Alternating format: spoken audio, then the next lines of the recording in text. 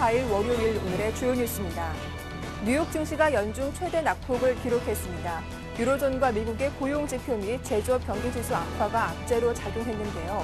뉴욕 3대 지수는 모두 2% 이상의 하락세를 보였습니다. 유럽 주요국 증시가 일제히 급락세로 장을 마감했습니다. 역대 최고치를 경신한 유로존 실업률과 미국발 고용 악화 소식 등이 악재로 작용하며 영국과 독일, 프랑스는 1에서 3%대 하락세를 기록했습니다. 국제 유가가 8개월 내 최저치를 기록했습니다. 유럽의 실업률이 높아지면서 원유 수요가 억제될 것이라는 우려감 때문에 전거래일보다 3달러 30센트 하락한 배럴당 83달러 23센트의 거래를 마쳤습니다. 미국의 5월 고용 시장에 대한 기대가 예상보다 부진했습니다. 5월 전체 취업자 수가 예상보다 적게 증가한 데다 5월 실업률이 상승하며 전월 대비 0.1%포인트 오른 8.2%를 기록했습니다. 유로존의 실업률이 역대 최고치로 치솟았습니다. 17개국의 4월 실업률은 11%로 유로존의 경제 불황과 예산 삭감 등에 따른 감원 등이 영향을 미친 것으로 풀이됐습니다.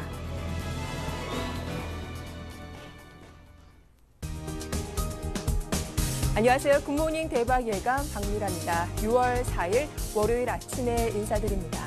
이번 주말 어떻게 보내셨습니까? 지난 금요일 글로벌 증시 마감 상황을 미리 아셨다면 마음이 그리 편하지는 않았을 것 같은데요. 간밤 뉴욕 증시가 올해 상승분을 모두 반납하면서 2% 이상의 급락세가 나왔습니다. 유로존의 위기가 실물 경제로 전이되면서 주요국 경제에 악영향을 주고 있는 상태인데요.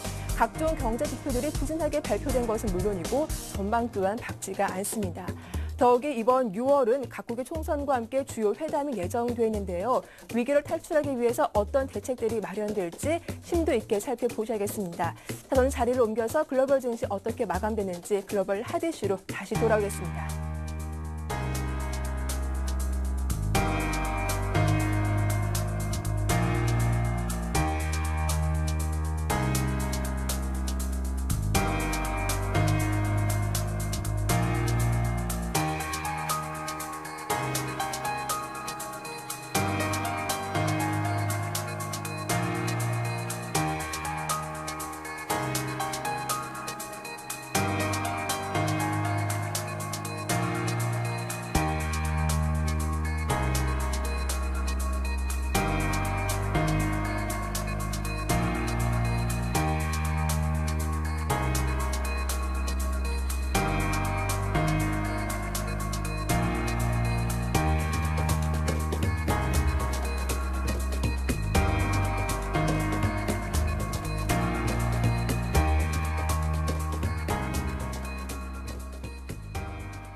네, 글로벌 마감 상황 살펴보도록 하겠습니다. 오늘 순서는 와이즈인베스트 심기원 대표와 함께하죠. 안녕하세요. 안녕하십니까. 예, 일단 간밤 지난 금요일이었죠. 뉴욕 증시가 큰 폭의 하락세를 보였습니다. 올해 상승분을 모두 반납하면서 3대 지수가 모두 2% 이상의 급락세가 나왔는데 어떻게 마감됐는지 자세하게 살펴봐 주시죠. 네, 우선 뉴욕 증시 같은 경우에는 급락세로 마감을 하였습니다. 다시 한번 투자자들 불안감이 커지고 있다라고 정리해 드릴 수가 있는데 1일 뉴욕 증시 같은 경우에는 2% 넘는 급락세로 마감을 하였습니다. 다우지수 같은 경우에는 전 거래일 대비해서 274.88포인트 2.2% 하락세로 마감을 하였습니다. 나스닥 지수와 S&P 500 지수 역시나 큰 폭의 하락세로 마감을 하였는데 나스닥 지수 같은 경우에는 79.86포인트 2.8% 급락세로 마감을 하였습니다. 또한 S&P 500 지수 같은 경우에도 32.29포인트 2.4% 하락 흐름 보였는데 미국 고용지표 쇼크에 따른 우려감이 지수 하락을 이끄는 그런 모습 보였습니다. 또한 유럽 쪽과 전반적으로 글로벌 증시에 대한 경기 둔화감이 커지면서 뉴욕 증시 큰 폭의 하락세 보였는데 우선 종목별로 본다라고 한다면은 상승한 종목 같은 경우에는 비캠 퍼더랩 벤코프가 상승을 하였습니다. 44.59% 상승하였고 하락한 종목군이 더 많은 상황인데 먼저 HP 같은 경우에는 6.3%대의 하락세로 마감을 하였습니다. 아멕스 역시나 4%대 그리고 페이스북이 6.3%, 그룹폰이 9%, 버크셔 힐스가 5% 넘는 급락세 보이면서 역시나 지수가 2% 넘는 급락세 보이는 가운데 종목들도 역시나 더 큰 폭의 하락세로 마감한 그러한 하루를 보냈다라고 정리해 드리겠습니다. 있습니다. 네, 이렇게 뉴욕 증시 마감 상황 살펴봤습니다. 이어서 유럽 증시 마감 상황도 정리를 해볼 텐데요. 뉴욕 증시 못지않게 유럽 증시 분위기 또한 급락하는 분위기였습니다. 주요국 증시가 어떻게 마감됐죠? 네, 유럽 증시 같은 경우에도 역시나 미국발 쇼크에 따른 우려감으로 급락세로 마감을 하였습니다. 먼저 독일 지수 같은 경우에도 3% 넘는 급락세 보였는데 장중에는 4% 넘는 급락세까지 나왔다는 거 다시 한번 좀 하락폭은 만회가 되었지만은 우려감은 계속적으로 지속됐다라고 말씀을 드리겠습니다. 프랑스 역시나 하락폭이 좀 커지면서 2.2%대의 하락세로 마감을 하였고 영국 역시나 1.1%대의 하락세로 마감하는 모습 보였습니다. 사실 장 초반만 하더라도 유럽 증시 같은 경우에는 강보합권에서 비교적 좀 견조한 흐름 보였습니다. 하지만 독일의 제조업 지표가 3년여 만에 가장 빠른 속도로 위축되었다라는 그런 소식으로 하락 전환되었고 미국의 고용 지표 부진했다는 우려감이 작용하면서 급락세로 마감했다라고 정리해드리겠고 유럽발 금융재정 위기 리스크와 그리고 미국의 경기 둔화 우려감이 공존하면서 급락세가 컸다라고 정리를 해드리겠습니다. 네, 이렇게 뉴욕 증시와 유럽 증시 모두 급락세를 보이면서 오늘 개장을 앞둔 국내 증시 좀 부담이 될 수밖에 없을 텐데요. 어떤 재료들이 나왔는지 지금부터 정리를 해보겠습니다. 먼저 중국과 유로존의 제조업 경기 지표가 동반 부진한 모습을 보였는데 각각 어떻게 발표가 됐습니까? 네, 우선 중국과 유럽 쪽에서의 경제지표 우려감 계속적으로 지속이 되고 있는 가운데 중국의 5월 PMI가 50.4를 기록을 하였습니다. 전월 대비해서 둔화되는 모습 보였는데 예상치였던 52보다도 역시나 하회하는 모습 보였다라는 점 중국에 대한 경기 기대감이 조금 실망감으로 나왔다라고 정리해 드리겠고 유로존 제조업 PMI 같은 경우에는 더욱더 좋지 못한 상황으로 나타났습니다. 3년 내 최악의 상황으로 나타났다라는 평가가 나오고 있는데 5월 PMI는 45.1을 기록을 하였습니다. 예상치에는 부합을 하였지만은 역시나 기준치인 50 이하에서 움직이고 있다라는 것이 유로존 경기 둔화에 대한 우려감이 더욱더 증폭되는 모습 보였고 제조업 둔화세가 깊어지면서 다른 산업까지도 이러한 유기가 전이될 수 있다라는 우려감이 전반적으로 지표 악화에 따른 우려감으로 작용을 하는 모습 보였습니다. 따라서 지금 시점 같은 경우에는 중국 그리고 유럽, 미국 선진국 시장의 경제지표 우려감이 글로벌 증시의 하락을 이끌었다라고 정리를 해드리겠습니다. 네, 이어서 스페인과 이탈리아의 국채 부도 위험이 함께 사상 최고치를 경신하기도 했습니다. 이처럼 위기 징후가 커지면서 시장에서는 오히려 유럽 중앙은행의 개입에 대한 기대감도 커지고 있다라고 분석이 되고 있는데요. 어떻게 발표가 됐죠? 네, 우선은 스페인과 그다음에 이탈리아에 대한 우려감 계속적으로 커지고 있습니다. 스페인 5년 만기 CDS 가상금리는 610 bp를 기록을 하였고 이탈리아도 579 bp를 기록을 하면서 주요국의 가상금리가 동반 상승하는 모습 보였습니다. 하지만 이러한 가운데 ECB의 국채 매입 재개에 대한 루머가 돌면서 오히려 국채 가격이 되려 상승하는 모습 보였는데 20의 국채 매입설이 계속적으로 시장에서 나오고 있는 그런 가운데 이번 주 22가 어떠한 행동을 보일지가 상당히 좀 주목이 된다라고 정리해 드리겠고 전반적으로 최악의 상황을 만약에 벗어난다라고 한다면은 전반적인 국채 가격 상승을 노리는 그러한 투기자들이 좀 매수세를 가담하고 있다라고 정리를 해 드리겠습니다. 하지만 아직까지는 역시나 국채 가격 특히나 스페인이라든가 이탈리아 같은 유럽 국가들의 국채 가격 상승을 완전히 지금 예상하기는 조금은 어려운 것이 사실이기 때문에 이러한 국가들의 국채 가격이 상승했다라고 해서 지금 시점 위험성이 조금은 완화되고 있는 것은 아니다라는 점을 꼭 기억하자라고 정리를 해드리겠습니다. 네, 또 이어서 아일랜드가 국민투표를 통해서 유럽연합의 신재정협약 기준을 승인하기도 했습니다. 이에 따라서 이 재정동맹 강화에도 힘이 실릴 전망인데요. 이런 호재에도 불구하고 증시에 미친 영향은 조금 부족하지 않았나 싶네요. 네, 우선은 아일랜드에 대한 그 긍정적인 재료 같은 경우에는 시장에서 크게 부각받지는 못하였습니다. 아무래도 이러한 신재정 협약 비중 같은 경우에는 이미 시장에서 좀 예상이 되었던 점이었다라고 정리해 드리겠고 사실 아일랜드 같은 경우에는 영향권이 그렇게 크지 않다는 점에서는 시장에서 크게 호재성 재료로 받아들이는 모습은 안 보였다라고 정리를 드리겠습니다. 따라서 지금 시점 이러한 유럽 국가들의 어느 정도 합의와 그리고 일괄적인 행동이 이루어지는 것이 아니냐라고 기대하기에는 지금 시점 아일랜드에 대한 이러한 상황만 놓고 본다라고 한다면은 조금은 어려울 것으로 판단되고 있기 때문에 시장에서 크게 부각받지 못했다는 점을 감안한다라고 한다면은 너무 큰 기대는 안 하는 것이 좋지 않을까라고 말씀을 드리겠습니다. 네, 이어서 문제가 됐던 미국의 고용 지표 내용들 정리를 해보겠습니다. 두 달째 부진한 모습을 보이던 고용 지표가 지난달 쇼크 수준까지 보여주기도 했는데 실업률이 어떻게 나왔습니까? 네, 우선은 고용 지표 상당히 좀 부진했다라고 말씀을 드리겠고 쇼크 수준이다라고 정리를 해드리겠습니다. 5월 고용 지표 같은 경우에는 두 달째 상당히 좀 부진한 모습을 이어갔는데 비농업 취업자 수는 6만 9천여 명의 증가세를 보였습니다. 1년 내 최저치를 기록했다라는 거 다시 한번 부담감으로 작용했다라고 말씀을 드리겠고 민간 부분 취업자 수도 8만 2천 명 증가세를 보였습니다. 이것은 예상치를 크게 하회하는 모습이었다라고 정리해 드리겠고 5월 실업률이 8.2%대의 상승세를 보였습니다. 이러한 실업률 상승에 따른 우려감 계속적으로 대통령 선거까지도 좀 이어질 수 있다라고 시장에서는 얘기하고 있고 고용 둔화가 지속적으로 지금 되고 있는 상황에서 기대감이라고 한다면은 연준의 제스처입니다. 하지만은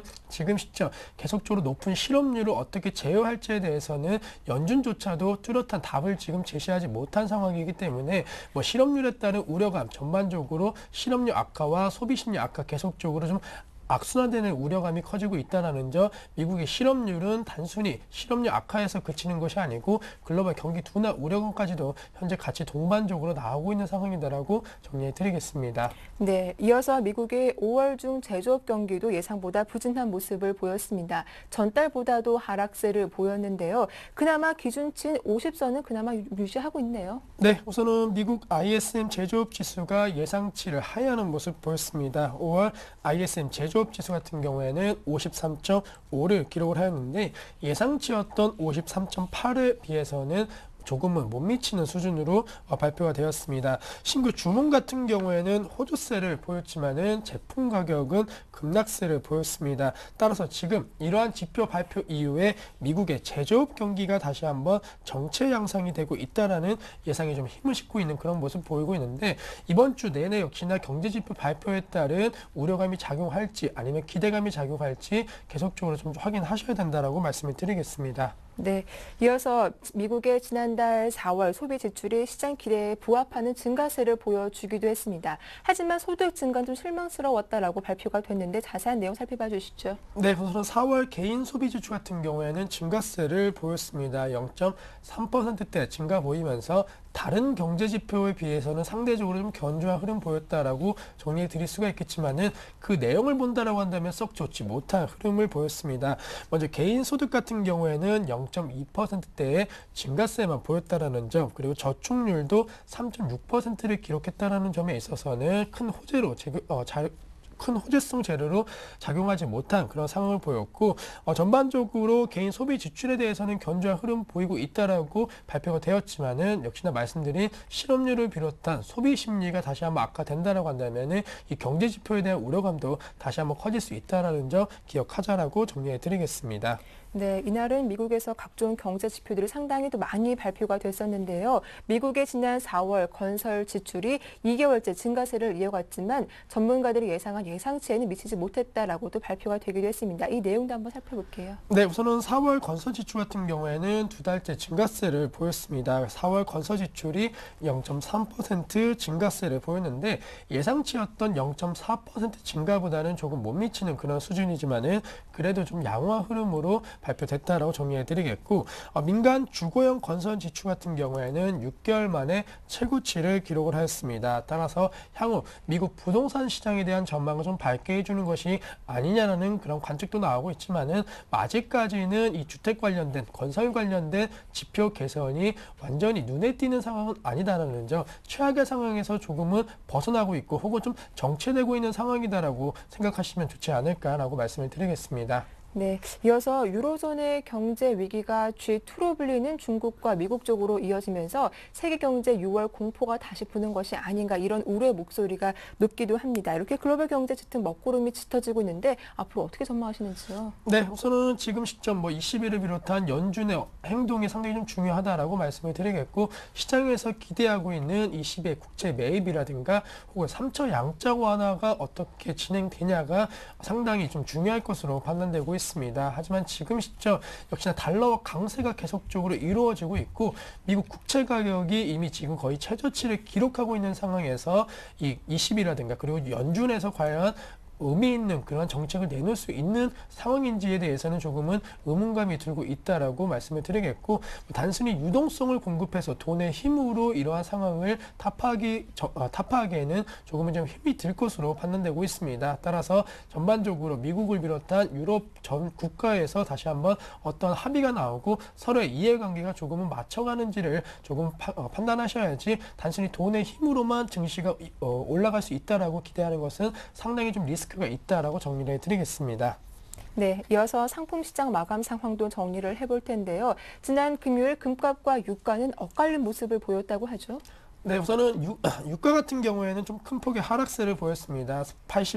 83.23달러에서 마감하는 모습 보이면서 계속적으로 하락폭 커지고 있다라고 정리해 드리겠고, 아무래도 글로벌 경기 둔화에 대한 우려감이 유가의 하락을 이끌고 있는 상황이다라고 정리해 드릴 수가 있겠습니다. 하지만 특이한 것은 금 가격이 다시 한번 상승세를 보였다는 점인데, 금 가격 같은 경우에는 상품 시장의 흐름과 함께 동반 급락세가 최근에 이루어졌습니다. 하지만 다시 한번 안전자산에 대한 기대감이 조금씩 금 쪽으로 옮겨가는 모습 보이면서 금 가격 같은 경우에는 급등세 보였는데 1622.10달러에서 금 가격이 책정이 되었다라고 말씀을 드리겠습니다. 예, 이어서 이번 주 뉴욕 증시 체크 포인트와 함께 어떤 경제 지표가 나오는지 정리해 보겠습니다. 네, 우선은 미국 증시 같은 경우에는 ISM-P 제조업 지수가 이번 주 화요일 날 발표가 될 예정입니다. 또한 연준이 어떠한 그 발언을 할지에 대해서도 상당히 좀 중요할 것으로 판단되고 있는데, 연준 베이직북이 6월 6일 수요일 날 발표가 될 예정입니다. 또한 고용 지표 역시나 계속적으로 매주 목요일 날 발표되는 주간 신규 실업 수당 청구 건수가 어떻게 나오는지 상당히 좀 중요할 것으로 판단되고 있고, 6월 8일 금요일 같은 경우에는 4월 무역 수지와 4월 도매 재고가 발표될 예정입니다. 따라서 이번 한 주간은 이 연준의 정책과 그리고 전망에 대해서 상당히 좀 중요할 것으로 판단되고 있고, 경제 지표 역시나 계속적으로 좀 부진한 모습 보인다라고 한다면은 글로벌 경기 둔화 우려감이 계속적으로 나올 수 있다라는 거, 이번 한 주간도 역시나 글로벌 증시의 영향에 따른 우리나라 증시 상당히 좀 불안하다라고 말씀을 드리겠습니다. 네, 말씀 잘 들었습니다. 지금까지 와이즈인베스트 심기원 대표와 함께했습니다. 도움 말씀 고맙습니다.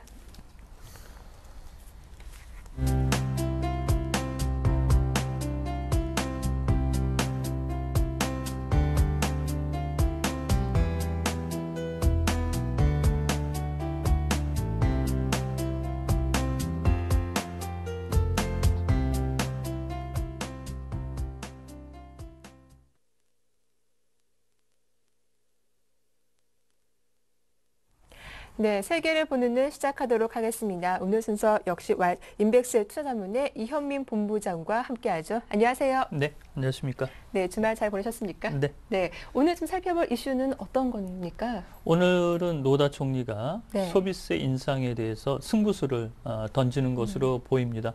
오늘 소폭의 개각을 단행한다는 얘기가 빠르면 오늘 소폭의 개각을 단행한다는 얘기까지 현재 들어와 있는 상태인데요. 야당인 자민당의 요구를 수용하면서 중의원 표결에서 야당의 표를 받아서 이 소비세 인상안을 관철시키겠다는 현재 최후의 모험을 하는 것으로 보입니다. 오늘은 이 소비세 인상안과 관련된 앞으로의 남은 일정, 이런 부분을 살펴보도록 하겠습니다. 네, 소비세 인상을 위해서 오늘 단행 예정인 개각 규모는 과연 어느 정도인지도 궁금한데요. 네. 그러니까 오늘 단행될 수도 있고 네. 조금 늦을 수도 있겠지만 일단 단행되는 것만은 확실한 것으로 보입니다. 오늘 단행되게 되면 약 현재 교체 물망은 2명에서 4명 정도가 현재 거론이 되고 있는데요. 2명은 현재 교체가 확실시 되는 것으로 가닥이 잡히고 있습니다. 다나카 나오키 방위상과 마에다 타케시 국토교통상은 교체 쪽으로 가닥을 잡은 것으로 보이는데요. 이는 야당인 자민당이 이 2명의 내각 관료를 교체해야 소비세 인상에 조건부로 찬성하겠다라는 기존의 입장을 보여왔기 때문에 노다 총리가 교체가 확실시 된다라고 보겠습니다. 이어서 가노 미치히코 농림수산부 장관과 오가와 도시오 법무상도 현재 교체 물망에 오르고 있는 상태입니다. 따라서 현재 노다 총리는 지난달 30일과 6월 3일 날 당내 최대 계파인 오자와 이치로 전 대표와 소비세 인상안에 대한 협조를 당부를 했지만 네. 이것이 무산되면서 야당인 자민당의 지지를 등에 업고 표결 처리에서 승부를 현재 던지는 것으로 보겠습니다. 네, 이렇게 당내 반대파를 설득하기보다는 야당과 합의 처리에 무게가 실리는 모습인데요. 이렇게 민주당 내에서도 소비세 인상에 반대가 큰 까닭은 무엇입니까? 어쩌면 뭐 차선책을 선택하고 있다라고 볼 수가 있겠습니다. 모양새는 그리 좋지 않지만 그 자신의 신임과 현재 연계된 소비세 인상안을 더 이상 미룰 수가 없고 이번 회기가 6월 21일 날 끝나기 때문에 더 이상의 시간이 없다라고 판단이 되고 있습니다. 일본 경제는 금리가 거의 현재 제로 수준이고 디플레 우려가 여전한 상태에서 현재 단계적으로 5% 현행 소비세, 이른바 부가가치세라고도 현재 불리우는데요. 2014년까지는 8%로 인상하고 2015년에는 8%에서 10%로 단계적으로 인상하는 이 5%의 인상안이 고소득층과 중상층에는 여전히 달갑지 않은 그런 부분이라고 볼 수가 있겠습니다. 민주당은 이 소비세 인상을 지난해 12월에 이미 어느 정도 윤곽을 잡았고 3월 달에 의회에 제출을 했는데요. 이때 이제 민주당의 최대 계파인 오자 이치로 전 대표의 반대로 인해서 연립정권의 국민신당의 일부 지분이 이탈되는 등 현재 홍역을 치렀지만 현재 노다 총리는 승부수를 6월 21일까지 남은 회기 중에 이미 처리를 해보겠다라고 공언한 바가 있어서 이 수순대로 현재 가는 것으로 보입니다. 네, 이 노다 정권의 운명이 걸렸다라고 해도 과언이 아닐 텐데 그렇다면 노다 총리의 소비세 법안 통과 가능성은 어느 정도로 점차십니까? 아직까지는 조금 불확실한 부분이 있습니다. 네. 이제 야당의 그 어떤 그 약속을 믿고 표결 처리에 들어가는 부분인데요. 야당이 마지막에 표결에 약속대로 이제 표를 주지 않을 경우에는 표결 처리가 통과되지 못할 수 있는 그런 그 우려감은 여전히 남아 있다라고 볼 수가 있겠습니다. 또 노다 총리는 오는 18일 G20 멕시코 회담에 일정대로 참여하려면 15일 전후까지밖에는 현재 시간이 없어서 현재 열흘 남짓의 시간밖에는 없다라고 볼 수가 있겠습니다. 현재 여당 내 오자와 이치로 전 간사장이자 대표는 개파 쪽에서 반대표가 나올 것으로 보이고요. 현재 그 관심이 되는 거는 고이시 아즈마 간사장 등 현재 여당 내 중간 표층의 표심이라고 볼 수가 있겠습니다. 이쪽은 개각에 대해서는 그동안 반대 입장을 밝혀왔기 때문에 현재 소비세 인상과 관련된 중의원 표결에서 찬성표를 던질지 아직 특별한 얘기가 없는 상태라 약간의 불확실성이 남아있다고 보겠습니다.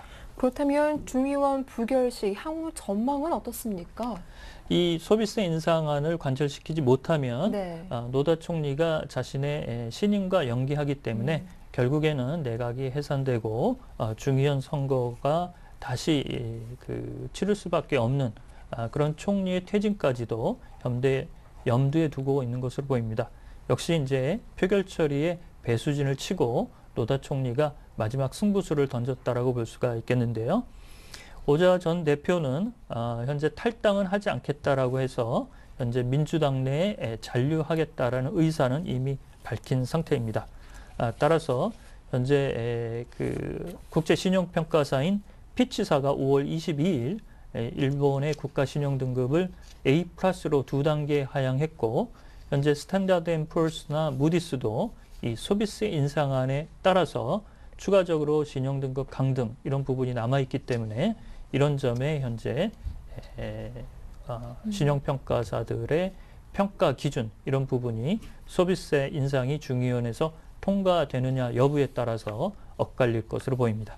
예, 그렇다면 이번 소비세 인상이 일본 증시에 미치는 영향은 어떤지도 살펴봐 주시죠. 만약에 부결될 경우에는 일시적인 충격은 좀 있을 것으로 보입니다만 그 충격파의 긴 잠복 기간 이런 부분이 지속적으로 나타나지는 않을 것을 보입니다. 다만 현재 우려하는 것은 현재 민주당 내 오자 이치로 계보가 제일 큰 이 내용과 노다 총리가 좋지 않게 이제 그 헤어지게 될 수 있는 부분의 내용도 현재 잠복돼 있다는 점을 좀 들 수가 있을 텐데요.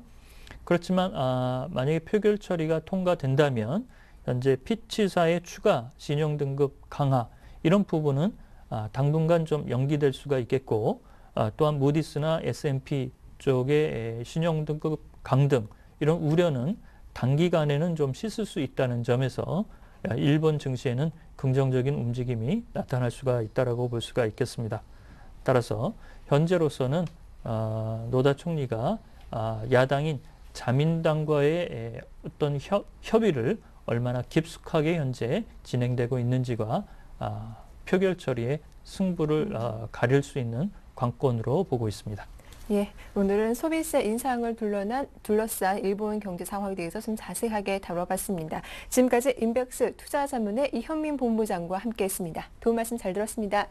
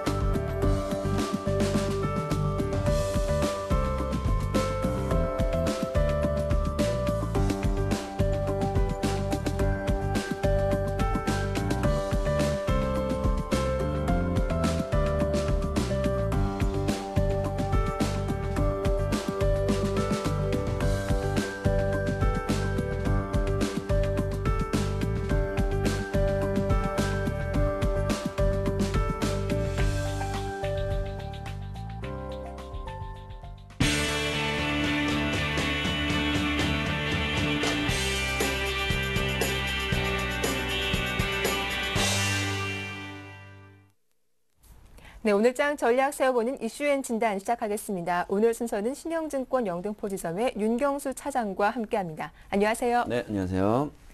예, 먼저 지난 금요일장 마감 상황 다시 한번 정리를 해볼 텐데요. 수급 불안이 지속되면서 코스피 지수가 4흘 연속 하락세를 보였습니다. 그나마 다행인 점은 계속 들어서 전약 후 강의 모습을 보여주고 있는데 자세한 마감 내용 살펴봐 주시죠. 네, 마감 내용 좀 살펴보도록 하겠습니다. 말씀하신 대로 외국인들의 매도세가 계속 이어지면서 코스피가 계속 하락세를 보여주고 있습니다. 하지만 그래도 개인과 기관이 좀 매수를 보여주면서 하방 경직을 보여주고 있다 이렇게 볼 수가 있겠는데요. 아무래도 코스피는 지난 미국과 중국의 영향을 받아서 좀 하락을 했다 이렇게 보여질 수가 있는데요. 미국의 고용지표가 좀 낮게 나오면서 증시를 하락으로 이끌었다 이렇게 볼 수가 있는데요.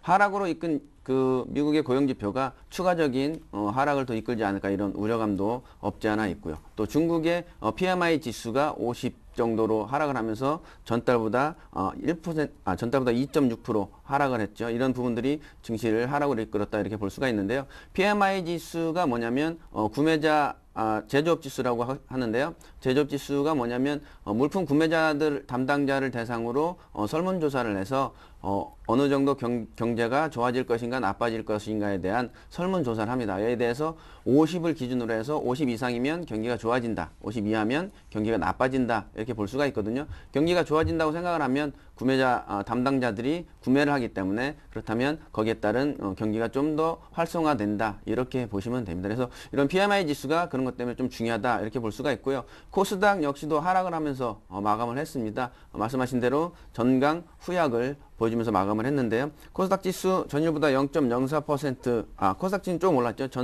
0.04% 오른 472.13으로 마감을 했습니다. 역시나 강법이라고 볼 수가 있는데요. 역시나 외국인의 매도세는 계속적으로 이어지고 있고 그나마 기관과 외국인이 좀 매수세를 보여주면서 장을 그나마 조금은 상승세로 이끌었다 이렇게 볼 수가 있는데요. 전체적으로는 외국인의 매도세가 좀 이어지고 개인과 기관의 매수세가 이어진다 이런 거를 좀 보시면 될 것 같습니다. 네, 이어서 업종별 흐름도 살펴볼 텐데요. 대부분 업종들이 모두 하락한 가운데 장 마감 막판에 이르러서 삼성전자가 반등하면서 전기전자 업종이 그나마 선방하는 모습을 보여주기도 했습니다. 업종별 흐름도 좀 자세하게 짚어봐 주시죠. 네, 업종별로는 아무래도 증시에 민감한 증권주가 좀 많이 하락을 하면서 마감을 보였습니다. 증권주가 2.35%로 가장 크게 하락을 보여주면서 마감을 했습니다. 롯데 쇼핑 이런 쇼핑 관련주들도 4.6%나 떨어지면서 하락을 했고요. 그리고 운송장비나 건설, 화학, 철강, 기계 이런 여러 부문이 1.5% 안팎으로 하락을 하면서 장을 좀 하락세를 이끌었다. 제가 현장에서도 보면 빨간색보다는 파란색이 엄청 많았던 하루라고 볼 수가 있겠습니다. 네. 그리고 장 초반 하락세를 보였던 삼성전자는 말씀하신 대로 뒷심을 발휘하면서 1.8% 오르면서 좀 막아줬고요. 또 경기 방어주가 지금은 또 주가가 하락하면서 경기 방어주가 올라오면서 SK텔레콤이나 KT 이런 부분들이 2% 상승을 보여줬고요. 하지만 또 코스닥으로 넘어가면 대장주 셀트리온이 전일 거래보다 0.6% 하락해서 33,350원의 거래를 마쳤고요. 다음 역시도 1.78% 정도 하락을 보여줬습니다. CJ 오쇼핑이나 CJ ENM 이런 부분들도 1% 이상 하락을 보여줬고요. 좀 특이한 점이라고 본다면 이루온 이런 부분들이 3% 상승세를 보여줬고요. KINX도 0.5% 상승. 그리고 조금 더 보여주면 샤인이라는 주가가 있는데 상한가를 기록했는데 이는 울산과학기술대학교, LG화학 등이 2차전지 원천기술 상용화하겠다 이런 내용이 나오면서 또 상한가로 마감을 했습니다. 이런 부분들은 좀 자세히 보셔도 될 것 같습니다.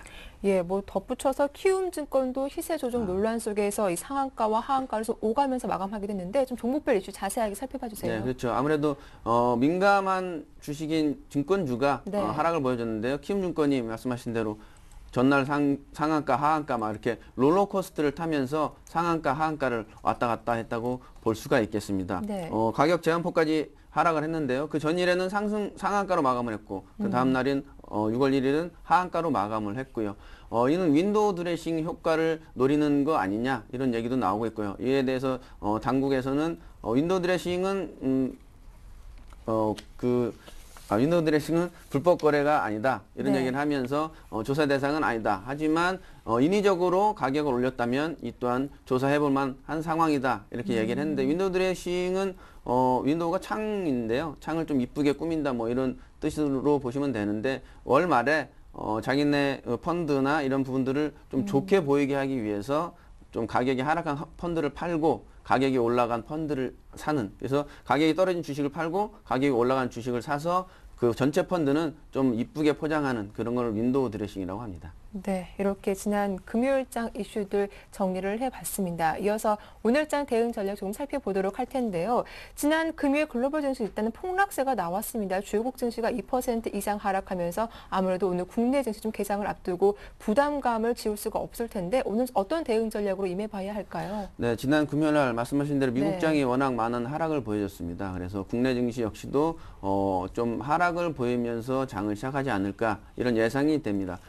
전체적으로 보면 유럽이나 미국이나 고용 지수가 낮아졌다, 예상치보다 하회했다는 부분 때문에 증시를 하락으로 마감을 했는데요. 이런 부분들이 또 다른 나라로 전이가 되는 거 아니냐 이런 우려 때문에 좀 더 많은 하락을 보였다 볼 수가 있고요. 역시나 우리나라는 가까운 중국 또 PMI 지수를 보지 않을 수가 없는데 이런 부분들이 4월 달에는 53.3%로 그다음에 좀 높게 나타났는데 5월 달에 50.2% 정도로 낮게 나타나면서 증시를 하락으로 이끌었다 이렇게 볼 수가 있겠습니다. 그래서 이런 주변국들이나 미국 그다음에 유럽의 이런 고용 지표들이 낮게 나오면서 주가를 하락으로 이끌었다 이렇게 볼 수가 있는데요. 그러면 우리나라 국내 증시는 어느 정도로 하락을 이끌어 갈까 이런 부분이 좀 중요한 부분이라고 볼 수가 있는데요. 현재 PBR 1배 정도로 보시면 1870선이 지금은 하락 경직 제일 지지선 이렇게 볼 수가 있겠습니다. 1870선을 하락을 하면 1780선이죠. 1780선을 하락을 하면 좀 더 하락할 가능성이 없지 않아 있다. 그래서 다른 증권사들에서는 1650까지도 내놓는 얘기들도 있긴 합니다. 하지만 1780선을 기준으로 추가 반등 여력은 보여진다 이렇게 볼 수가 있는데요. 이유는 뭐냐면 작년에도 그랬고 올해도 그랬고 작년에도 1900선 됐을 때 연기금이 들어와서 주가를 상승으로 이끌어줬고요. 올해 역시도 지난달에 1800이 되면서 연기금이 어느 정도 좀 들어와 주면서 장을 상승으로 이끌어줬다 이렇게 볼 수가 있겠습니다. 이에 따라서 1780선이 되면 어느 정도 기금에 투입이 가능하다. 이렇게 보면 기금에 투입을 하면서 장을 추가 상승으로 이끌지 않을까 이런 예상을 하게 됩니다. 그래서 지금은 좀 미국 증시의 영향을 받기 때문에 장이 등락을 거듭한 장일 수가 있다. 그래서 단기 투자를 지금은 좀 하시는 게 좋지 않을까 예상이 되고 있고요. 그래서 단기 투자를 하실 때는 경기 방어주 쪽으로 좀 눈을 돌리면서 넥센타이어나 게임빌 이런 쪽, 그다음에 아시아나항공 이런 쪽으로 좀 눈을 돌리시면 괜찮을 것 같고요. 중장기적으로 보시면 아까 말씀드린 1780선을 기준으로 추가 상승을 보여주고 있고요. 그다음에 지난번에도 보았듯이 우리가 리먼 사태라든지 또 미국의 신용등급 하락이라든지 이런 부분들을 감안한다면 그 이후에 추가 반등은 보여줬거든요. V자를 그리면서 급격한 상승을 보여주는 그런 지표를 보여줬기 때문에 이런 부분들을 감안한다면 추가 상승 여력은 좀 보여진다. 하지만 미국의 영향 그리고 중국의 영향 때문에 단기적으로는 좀 조정을 불가피하다 이렇게 좀 보시면 될 것 같습니다. 네, 단기적으로 조정이 불가피하다라고 하셨는데 그렇다면 이번 주 중반까지는 일단은 좀 조정 장세를 예측해 볼 수 있을까요? 네, 한 수요일 정도까지. 수요일이 네. 6월 2일 또 현충일이라 우리가 휴장이잖아요. 휴장인데 그 이후에 그러니까 휴장까지 그래서 내일까지는 좀 관망세를 볼 것 같습니다. 관망세를 보이시고 6일 이후 그래서 7일부터는 다시 조금 자금이 들어오면서 좀 상승 여력을 보이지 않을까. 하지만 지금은 접근은 조심스럽게 하시는 게 가장 네. 안전한 투자 방법이다. 이런 얘기를 드리고 싶습니다. 예, 일단 좀 글로벌 증시 불안감이 크기 때문에 좀 관망하는 투자 전략이 더 유효하겠다라는 말씀을 해주셨습니다. 잘 참고하시길 바라고요. 지금까지 이슈앤 진단 오늘 순서는 신영증권 영등포 지점의 윤경수 차장과 함께했습니다. 도움 말씀 고맙습니다. 네, 감사합니다.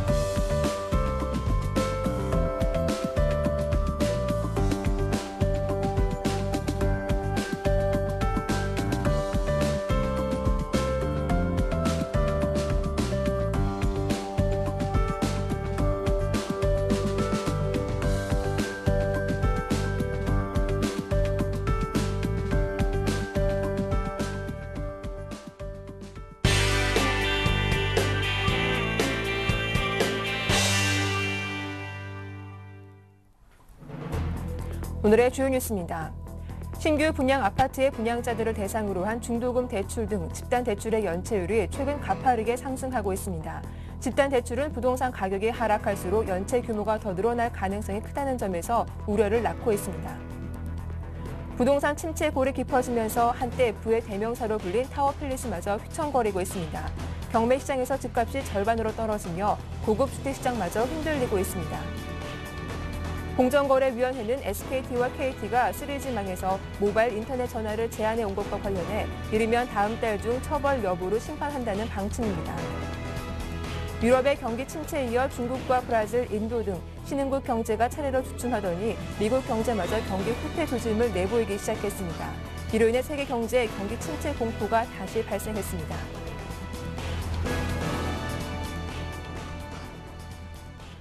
네, 이슈 이슈 오늘 순서는 서울경제신문 증권부의 서운영 기자와 함께하겠습니다. 안녕하세요. 안녕하세요.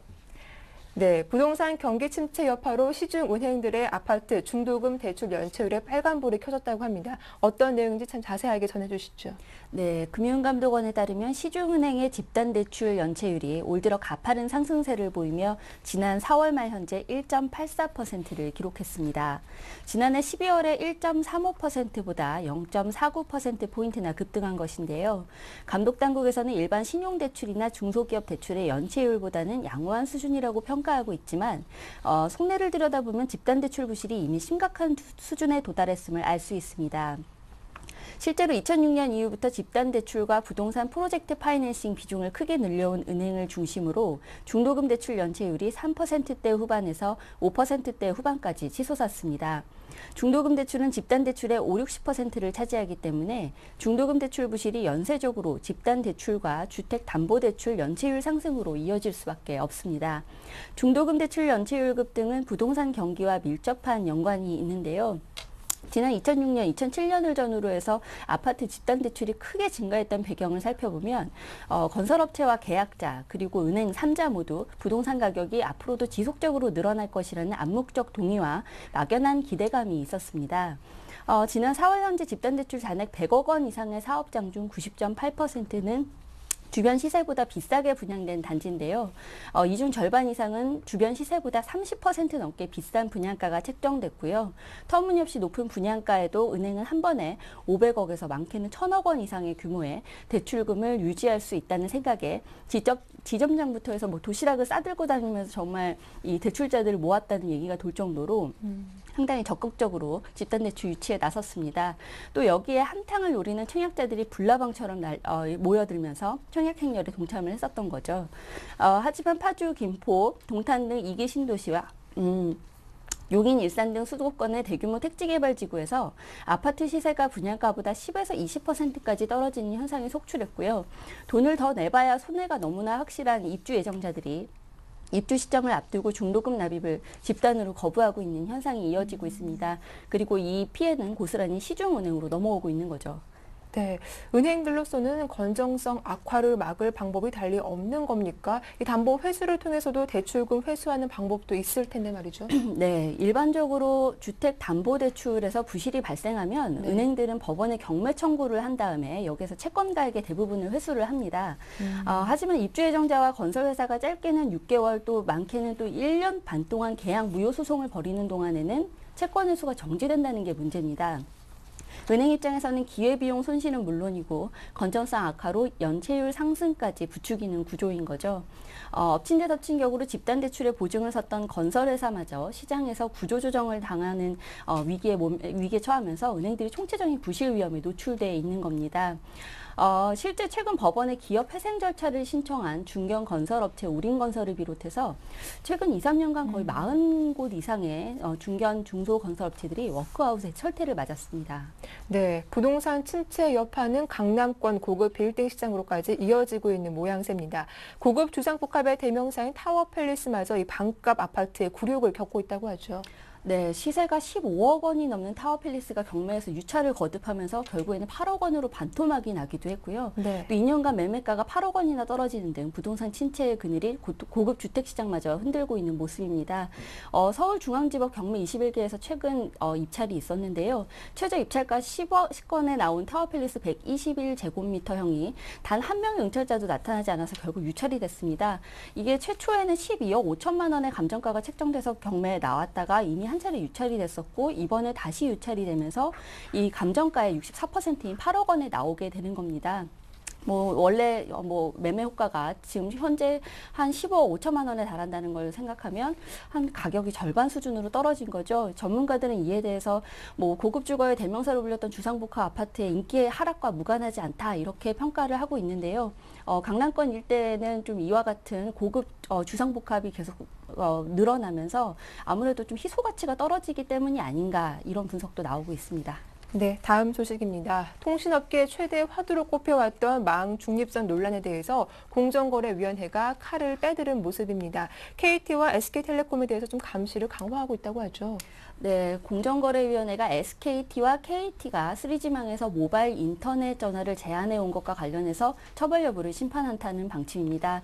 주무부처인 방송통신위원회가 좀처럼 무슨 입장을 내놓지 못하고 있는데 공정위가 이번에 뭔가 좀 결단을 내리게 된다면 시장에 큰 영향을 미칠 것으로 예상이 됩니다. 현재 통신시장에서는 국민 메신저인 카카오톡마저도 무료로 모바일 인터넷 전화 서비스를 시작하겠다. 이런 입장을 밝히면서 망 중립성 논란이 더욱 가열되고 있는 모습입니다. 공정위는 이르면 다음 달 중에 처벌 여부와 수위를 판단한다는 방침인데요. 현재 SKT와 KT는 5만 4천 원 이상 요금제에서만 제한적으로 모바일 인터넷 전화를 허용하고 있습니다. 공정위는 SKT와 KT가 모바일 인터넷 전화를 제한하는 것이 공정거래법 3조 2항의 시장 지배적 지위 남용 금지에 위배될 수 있다는 입장인데요. SKT와 KT가 현재 3G 시장에서 50% 안팎의 시장 점유율을 점유하고 있으니까 아무래도 시장 지배적 사업자 요건을 갖추기에는 충분하다는 겁니다. 네, 말씀 잘 들었습니다. 지금까지 이슈앤이슈 오늘 순서는 서울경제신문증권부의 서은영 기자와 함께했습니다. 수고 많으셨습니다. 감사합니다. 네, 굿모닝 대박 예감 1부 순서는 여기서 마치겠습니다. 저희는 잠시 후 2부로 다시 인사드릴게요. 고맙습니다.